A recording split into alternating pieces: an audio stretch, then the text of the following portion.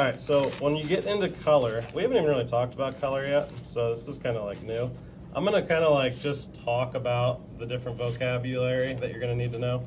So like, for example, when you're in first grade, one of the questions that you would probably get in like a typical art class, which is kind of cool that we're actually getting elementary art now. Did you guys hear that?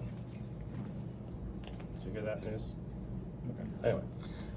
So in first grade, you'd probably get questions or you would learn about things like the primary colors. You guys know what the primary colors are? Some of you? It's okay if you don't. So you know what they are? Yeah. What are they? Red, blue, and yellow. Red, blue, and yellow. All right. Now the reason why they're the primary, anybody know why they're primary colors?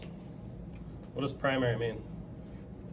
They can make all the other colors? Yeah, they can make all the other colors. What does primary mean though? The word primary means one, right? Or the first. So primary, the reason why they're primary is because what two colors make red? Blue and green. Not blue and green. What two colors make red? Blue and green make blue-green. Purple, blue. Purple and blue? No, not purple, blue. Anybody know? What two colors make red? Yeah. Wait, no. No? Good guess. Green. Green and yellow? That makes yellow green. That wasn't you. Who said that? Oh. So red, there are no colors that make red. That's why it's a primary. It stands by itself. It's just one. What two colors make blue? You know? I thought you were saying there's no two colors that make blue because blue is a primary. What two colors make yellow? There are no two colors that make yellow. Right, okay, so they're primaries. So what you do is you mix those primaries, right? Pretty simple. 1 plus 1 equals 2. Red plus yellow equals what? Orange. Orange is what type of color? Secondary color. What do you get when you mix yellow and blue? Right, you put blue down, you don't need a lot of it. Put yellow down, you're gonna get green. What do you get when you mix red and blue? You get purple, right? So orange, green, and purple, secondary colors.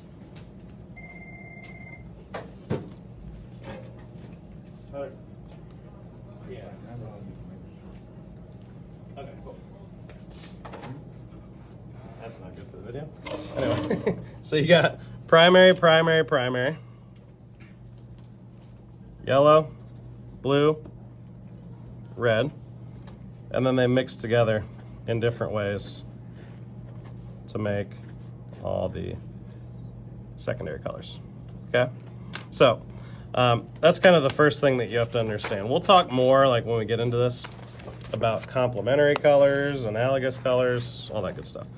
So what you're going to do is you're going to do this oil pastel activity in your sketchbook. It's worth 30 process points. Okay? And the way that you're going to do this is you're going to work on a few different techniques with oil pastels. Okay, so these are going to be your technical skills. That's part of our kind of learning standard for art class. So your technical skills, you're going to work on blending. You're going to work on making shapes look like they're three-dimensional. Okay, so you're going to go from 2D, which is a shape, and you're going to make it 3D. Kind of cool. And then the last one is you're going to try to replicate a texture. Okay, so when we do our blending, what we need is we need these little strips. And I'll draw this up on the board so you can see it, so you can kind of replicate it in your sketchbook. But you're going to draw these little strips, okay? And we're going to blend from one primary through a secondary into the other primary. Okay, so here's how this works. And you guys were pretty on point with color blending. When you use oil pastels, you're going to notice that there's these little crumbs, or like sometimes the oil pastels get dirty. Oil, these are called oil pastels because there's oil in it. If they didn't have oil in it, they'd probably have wax in it, and they'd be called a crayon, right? You guys all know crayons. Okay, well, oil pastels are a little bit nicer. They're a little bit smoother, a little bit more expensive, higher quality, all of the above. But what you can do is to clean these off, if you take a paper towel and you just twist this in the paper towel, it's gonna get it to where it's just yellow. But if you have one, I kind of call it like contaminated. If you get one that has a bunch of different colors on it, when you go to use this, it's gonna have all that like gross colors that just doesn't really go with brown or orange. So you wanna make sure you clean these before you use them, okay? Also, if you get the oil pastel on your desk, you don't wanna use water. Why do you not wanna use water? Because it's oil. Water and oil resist each other, right? So you just take the same dry paper towel and it comes right off. Okay, it's pretty simple. So the cleanup's easy. The other thing with oil pastels that you kind of need to know is that when you are using these, you know how crayons like kind of like, not really crumble, but they give you like those little crumbs on your paper. Okay. Well, when you do that with oil pastel and you get these little crumbs, even if they're really small, those crumbs, they're not just like pieces of paper or like, they're actual oil pastel. So when you smear them, if you like try to brush them off your paper, it can smear because it's just little pieces of oil pastel. If you brush them onto the floor, people walk all over it and you'll see like all these like smeared in colors on the floor, okay? The custodians don't like it because they don't know what it is. So they get out their mop with water and they try to clean up oil pastel and the water resists the oil pastel and then they can't clean it. So it's just a big pain in the butt. All right, so anyway, back to the blending. So we're gonna blend. You guys all know what blending is, right? We're just going from one color and making it all kind of smooth. So what you do is you start with your weak color. Okay, colors have different strengths. Blue's the strongest color on the color wheel. Yellow's the weakest. Red and green are like right in the middle. Okay, and then you gotta determine what other colors fit. Orange is a mixture of what two colors? Red and yellow. So if it's in between, if it's a mixture of these two, it's gonna be in between those two. Okay, blue and red make what? So purple's in between blue and red as far as strengths. So you gotta think about how strong it is. If I mix an equal amount of blue, and this is why this is important. If I mix an equal amount of blue with an equal amount of yellow, does that look green? No. That's because blue is way stronger. So what I would need to do to get green is I need to add like 10% blue, maybe 20% blue, and like 80% green, or 80% yellow to get that green. Okay, so that's why you have to think about the strengths. So anyway, we're just gonna mix yellow to red. So because red is stronger than yellow, I don't need as much of it. So I'll just put like a little strip at the top.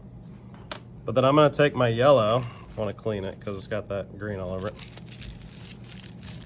I wanna take my yellow, and I'm gonna work my way all the way up to the red. And I'm going in like a mixing motion, like a circular, kind of like the small circles with blending, or with the values that we did. So I'm gonna do these like back and forth. Anybody mow their own grass?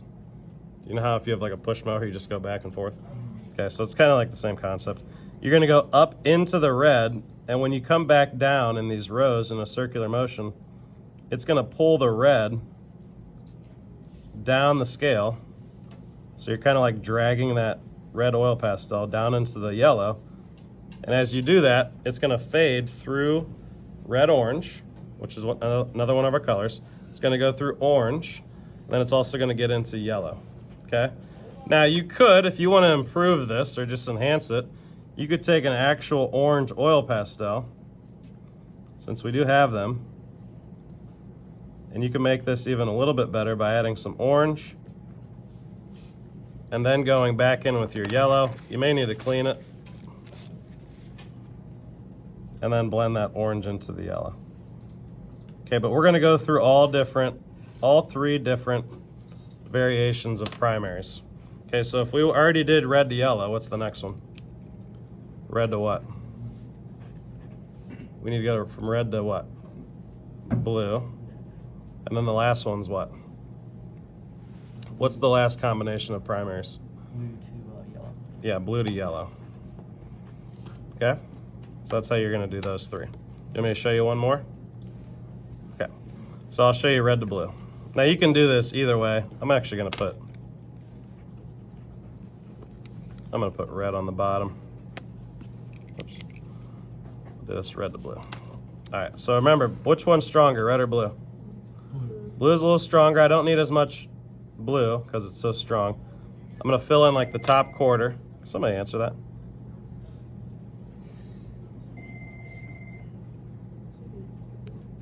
I'm gonna take the red.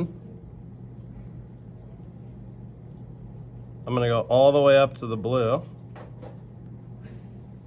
What do I want? Okay. I'm gonna go all the way up to the blue. I'm gonna go into the blue. I'm gonna come back down into the red, and it's gonna start blending together. So I should have blue at the top, blue up here, and then it's gonna start getting into like the purple. Now, if you don't get it the first try, you may not execute it like the first try, so you may have to go back and add a little blue. But like I said before, you can come in now and you can add some purple, which is your secondary color. Purple's gonna really help blend those two together. Once you get that pretty good, you can come in with the red and fix it up. I had that carried down a little too far.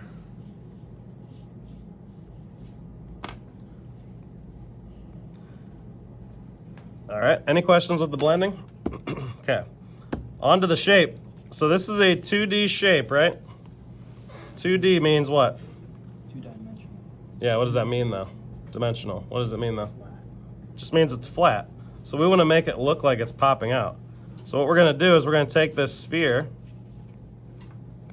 and we need to add values. And the values go in a circular motion. Okay, kind of like this. They go in a circular motion because this is gonna be a sphere. And a sphere is kind of like a ball, so it needs to be completely rounded. Okay, so what you're gonna do is you're gonna start, you can take any one of these three combinations. We're just gonna go from primary to primary. You're gonna start by taking whatever primary you want. I'm gonna take red, for example. I'm gonna go around the outside. I'm gonna give it like this horseshoe, kind of like a C shape around the outside. And I'm gonna do the same technique I just did before, but in a rounded motion so that it actually looks like a sphere. Okay, so you start with red. I'm gonna actually just go in with my orange. And I'm gonna make it get a little bit darker the closer it gets to this little circle. And again, I'll put this on the chalkboard so you can see it. So I'm gonna go in this circular motion.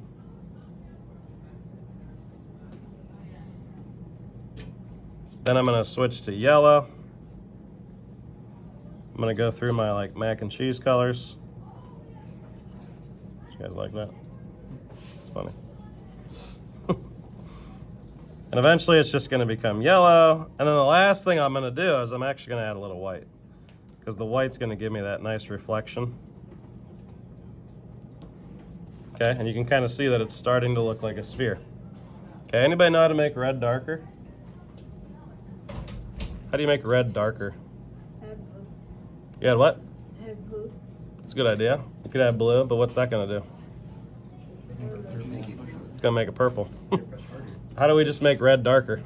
Press harder? So if I press this hard and then this hard, is it darker? Not really, no. How do I make it darker? Add black. Yeah, I could add black. Now, here's what you're not gonna do. We're not gonna add black. Because if you add black, black is it's actually stronger than blue, but black's not a color. Black and white aren't colors. Black is the absorption of all color. White is the reflection of all color. So if I want to make red darker, I'm gonna add green. Why would I add green? Any guesses? We haven't talked about this yet. Because it's the same strength as red. That's a good guess. It's the same strength as red. And that actually kind of has something to do with it. But if you look at that color wheel over there, what do you notice between red and green? Where are they located on the color wheel? Opposite sides. Opposite colors on the color wheel. If you add them correctly, so I'm just adding a little bit of green, opposite colors on the color wheel, they're called complementary colors. complementary colors make each other darker. So red makes green darker, green makes red darker, right? So I'm just adding a little bit of the opposite color on the color wheel, okay? Last thing is I'm gonna do my shadow. I'm gonna make it as dark as red can be. And then how would I make red darker? Green. Right, use green. So now I add green, and it's gonna give me a nice, dark, slightly more realistic shadow than it would be if I used black. Okay? So it's 2D. Not the greatest, but not bad. The last box, this is totally up to you. You're gonna take your landscape, okay? Let's just say like your sky, for example. If you have like a bunch of whatever. I want you to try to take like one of the boxes, okay? So every 2 inches, right? Take one of the boxes that you think is gonna be kind of challenging to get that color or to get that texture, and you're gonna replicate it and practice it in this box. Does that make sense? Okay. And by the time you're done with this, and you get a good feel for how the colors mix, and you understand how to create some of those like different textures and landscapes, those more like organic colors and things like that, you should be a lot more prepared to do the final draft. All right? Okay, that's all.